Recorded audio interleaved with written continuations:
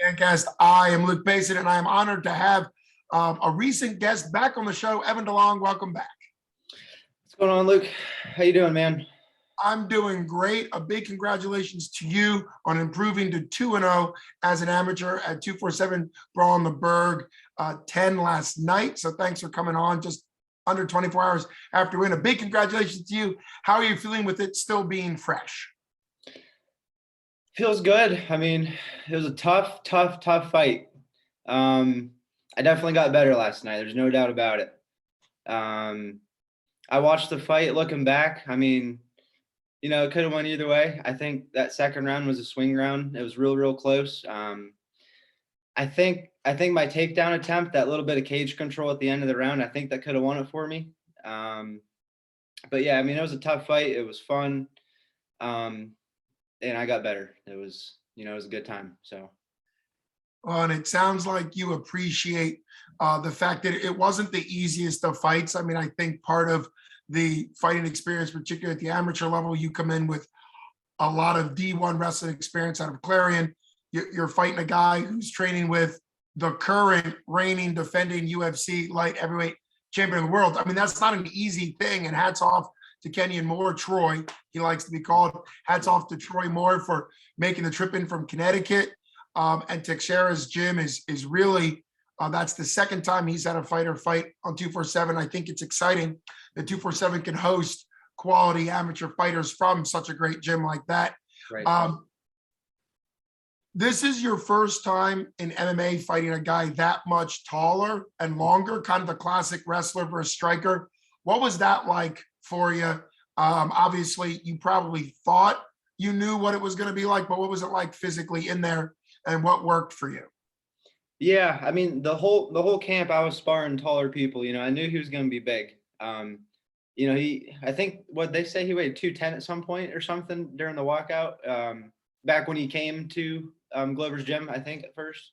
So he's a big boy. I mean, I didn't think he was that big. But yeah, I prepared for it. I trained with or sparred with taller people. I mean, I knew it was going to be a thing. I just had to try to do my best to control the range and, counter him whenever he would come in and overexert himself or take him down. But yeah, I mean, going forward, I think I'm a 55 pounder for sure. I mean, I walk around at 170 right now. So that's probably the next move, go down to 55. But I mean, I'm super happy that I fought him. That's the challenge I wanted. I mean, that's what you're looking for. You want to push yourself as much as you can. So I'm glad I got that challenge. And yeah, I felt good pretty much the most of the entire time until he hit me with that left hook with like a minute left in the third. I think we both like traded twos, and then I should have came back up and countered with my own left, or I should have defended. I didn't bring my right hand back. So, mistakes. So you're going to learn from it, but overall, I thought it went pretty good. Yeah, I mean, I'm pretty happy with it, other than the last minute. Well, there's a lot to kind of learn from, as you said. That last minute, you got a little stunned. That check hook, for people that don't know, check meaning he threw it after your cross. You crossed, your arm didn't come back up, so he checked you, and that's really what the check hook is for. A lot of people use it sort of incorrectly in the sense that they lead with it, and you can lead with a hook, but I think a check hook is kind of a little bit more efficient in some ways. Right. So hats off to him, but you showed a lot of guts and determination, a real warrior mindset, because that last minute probably felt like it was tough. Hour for you. It did feel like an hour. Yeah. My game plan, as soon as I got hit, I was like, I just got to get on him. Like, I got to hang on him. You know what I mean? I think I did a decent job at getting him against the cage, and I countered a few of his strikes then right after that. So I kind of like regained my consciousness a little bit after we were on the ground there. Yeah. You had a couple times where, and I don't know if the wrestling term is like you walked his body, but there was some times where you were kind of low on his legs, and you kind of, what is that called in wrestling? I know it's like sort of like an ankle pick, but then you sort of crawl up your opponent's. Yeah, you kind of you start at their legs, you kind of build up, and you should keep your grip around their legs and their back. Oh, and sort of cinch up. Okay. Yeah, but Kenyon, he had good takedown defense. I mean, I knew he was going to be trained for that. He trains with freaking killers. So I knew he was going to be ready for that. He did a good job at countering a lot of my takedowns, fighting off the cage. The one I took him down in the third there, and I had his back for a brief moment, and he did a good job at getting his back against the cage and getting hand control and coming out. So props to him for, being able to get out on me. Yeah, we looked at that on the broadcast. I think, like you said, he turned into it, you dug an underhook and kind of got you off of him, which, given how dominant you are in wrestling, obviously hats off to him, and good for the gym, kind of teaching him those situationals. How unique is it for you as a wrestler, both good and maybe bad, but how unique is it for you to have the cage? Because in wrestling, if you push your opponent far enough and they escape, if they back away, then it's reset and eventually they get warned for timidity. That doesn't happen. I guess it's not called timidity. It's whatever, like running from it. But yeah, just getting out. Yeah. Getting out. But what's it like being a wrestler who now has that cage both offensively and defensively? So yeah, it's an advantage and a disadvantage. Advantage where I could get him against the cage and it makes it a lot easier to take him down because it stops your momentum. Right. And defensively, that's something that I did a lot of training too, just like shadow boxing in small spots, because that cage is so small that it's like you're always against the cage almost if you're not the one controlling the range. So it's tough. I mean, you just always have to be circling, always have to be moving. And you have to make them respect your striking. If they don't respect your striking, they're going to back you right up and take advantage of that. But it definitely helps wrestling though. If you get people against the cage, you're able to kind of like slide your grip up, lock your hands, take them down, kind of fight that way. So, it's good and bad. Yeah. Well, thanks for that breakdown from your mind, the way you see it. Mm-hmm. I do think it's you have to learn to apply wrestling to MMA in the sense of it can't be the pure wrestling it used to be. And there's some advantages with the cage. You mentioned getting them to respect your striking. Let's talk about a highlight of the fight, which I would say the first 2 minutes or so, the first round. Mm-hmm. You're striking, and hats off to you and everybody that trained you at the Mat Factory. Your particularly your two, and I think this, your cross, we were commenting on it, was picture perfect. It was like the way you train, the way you should train a long cross, but that's not looping down and coming back up. Right. Obviously, that happened later in the fight. Right. But early, when you rewatched the first round, mm-hmm. How impressed were you? He was 5 or 6 inches taller than you, and yet over and over and over again, maybe 8 to 10 times, you cracked him with your straight. Mm-hmm. And you really used, I kept saying you were fighting very long, even though you were the shorter fighter. What did that feel like in there? And how confident did you feel now, having rewatched it, how good your crosses were in the first round? Yeah, first round, I mean, I felt good. I felt like I pretty much won the whole entire thing.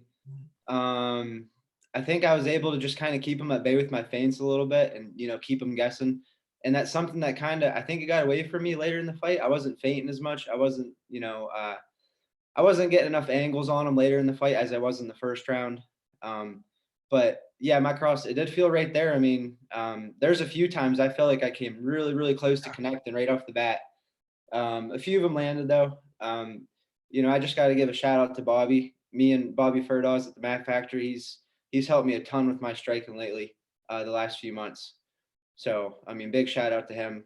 But yeah, it's still coming along. It's a work in progress. You just got to get 1% better every day at it. And I think putting myself in all those situations yesterday, I got a lot better. So. And shout out, like you said, to Bobby Knuckles.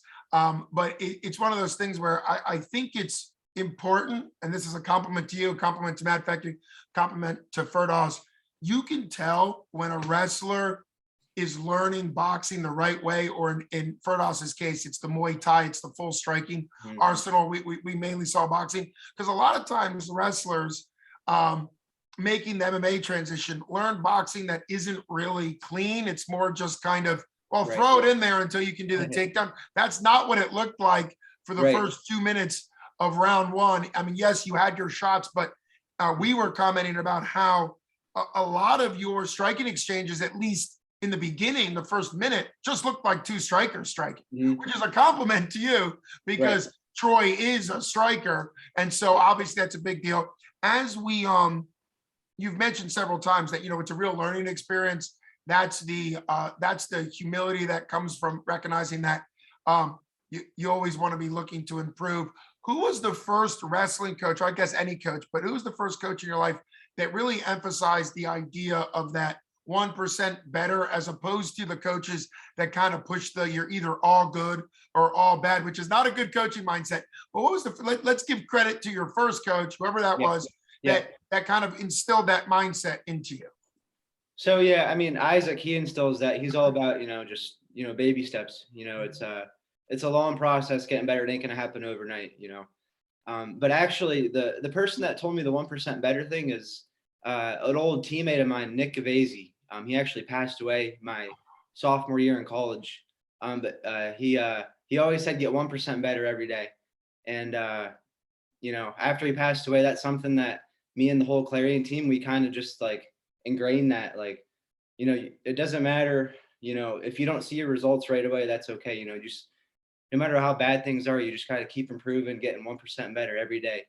And then when you look back, you'll see the gains that you made. So it's really important people understand that when you're trying to develop. It's stressful and it gets frustrating as hell sometimes, but if you just keep making little minor improvements all the time, it's big. So well, that's a really healthy mindset to have, understanding that frustrations happen, but you're looking to make progress over time. And also thank you for sharing that story of the memory of your friend Nick. And it also shows that his legacy continues on in you and who you train with, and also everybody at Clarion. It shows the impact you make as a human goes much beyond just your lifespan. So that was very meaningful and powerful. Now, transitioning to the future, what did you wrestle at Clarion, and how comfortable are you at the 155? You said moving forward, you're definitely a 55er. Right. What did you wrestle at Clarion, and how comfortable are you with that going forward? So it's like that awkward weight between 155 and 170. It's like 15. It's like I wish there was a 160-pound weight class kind of thing. You're not the only person. You're not the only person. Everyone wants it. Everyone wants it. I mean, I think I definitely can make it. I don't think it'll be a problem. Like I said, I walk around at like 170 right now. So 10, 15 pound cut, I don't think it's too bad. I wrestled 165 in college though. So, but yeah, I think, having a size advantage is definitely going to help me going forward. As far as striking, as far as everything. I mean, he was a big kid, I felt it in there for sure. So, yep. Yeah. Well, on that note, you have the way it works in Pennsylvania for people that don't know, and it can be a little confusing because we watch so much pro MMA, we forget that there's amateur MMA. But you know this, but just whoever's watching, you have one more fight in Pennsylvania that's under novice rules. You have to have at least 3 fights and a record of 2-1, which at this point you're guaranteed to have because you're already 2-0. Right. But for advanced amateurs, which allow ground and pound, which for a wrestler opens up a whole new world. And I know the Mat Factory will teach you very well for ground and pound. But for you, do you like the fact that you have one more fight and it'll be your first fight at 155? That'll give you the opportunity to test out the cut, test out the opponent, but you won't be at the advanced amateur. So you'll have like one more novice fight at 155. Do you kind of like how that works out time-wise? Yeah, I mean, it doesn't really matter to me. I'm going to be ready for it whenever it happens. I'm excited to just go out and like dominate someone the whole entire time. That was kind of my game plan going into this one. I wanted to get the finish, like I said before. I didn't get it. Troy, he was a freaking hell of an opponent. He's tough as shit. I feel like I'll be able to get the finish at 155. People a little, closer to my weight, closer to my size. I'll be able to control a little bit more on the ground and on my feet. So I'm looking forward to it. I think it's going to be a fun transition.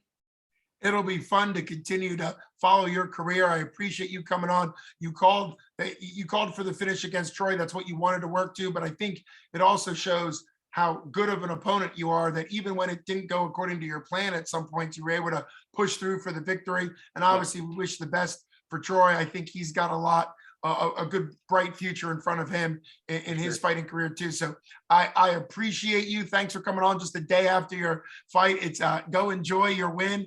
And I can't wait to have you back on to preview your first 155-pound fight. Thanks so much, Evan. Yep. Thanks for having me, Luke. Have a good night, man. You too. All right, bud. All right, Yep. bye-bye. See ya.